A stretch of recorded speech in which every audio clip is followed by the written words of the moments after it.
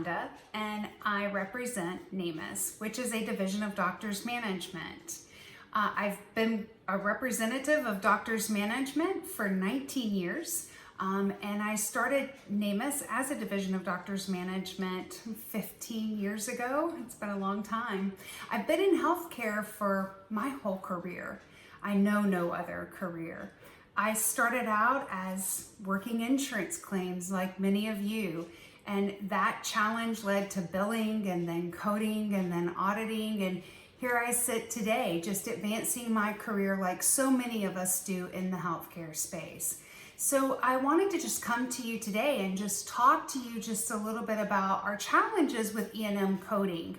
We continue to have these challenges in E&M coding, and we thought with these changes with 2021 documentation guidelines, things would just keep getting less and less gray. And a lot of them have.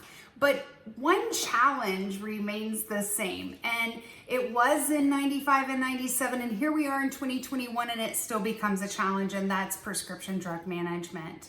Within prescription drug management, there's really three variations that we have that are so challenging. Now, the first is the one that, while there's still some differences of opinion, I think we can pretty much all agree. If I go to the physician today and I get a prescription for an antibiotic, an anti-inflammatory, antifungal, and I walk out of the physician practice with a RX, and I go to Walgreens, CVS, your pharmacy of choice, and I get that medication RX filled, that is going to be prescription drug management, okay? I think we pretty much understand that's RX management.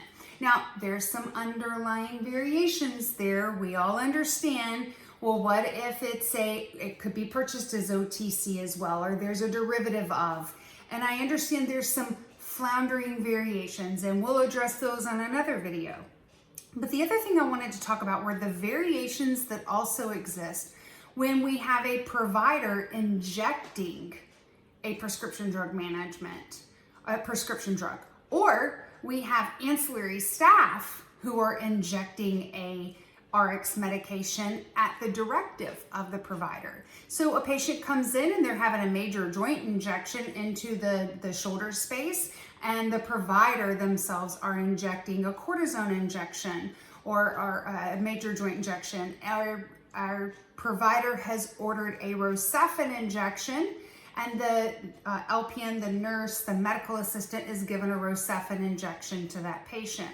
How do we work through those injections, and do we count those as prescription drug management? Those continue to be our gray areas, right? And we need to create policy. Now, there's no magic 8-ball here. I'm sorry. There's no way to go straight to your MAC and find policy. And I have to tell you, even if your MAC may have some policy on that, the problem with the policy that they may have is it's their opinion, and they may not agree with some of the commercial carriers that you may be filing. And the MAC's opinion could change as well. So we have to be careful with opinions when it's not published guidance or part of the interpretation of the guidelines. So when you're working through these policies, it's always great to go through and look at your resources, look at published guidance versus opinions, and work to fine-tune what your policy will be. Look at where your resources are and how you can figure out what would be the best policy fit for your organization. I know there's an upcoming event that we are actually hosting. We're hosting a virtual conference coming up where we're going to spend a whole hour talking about prescription drug management and these different variations. Find some type of a resource like that, but remember, if it's not published guidance, it is someone's opinion.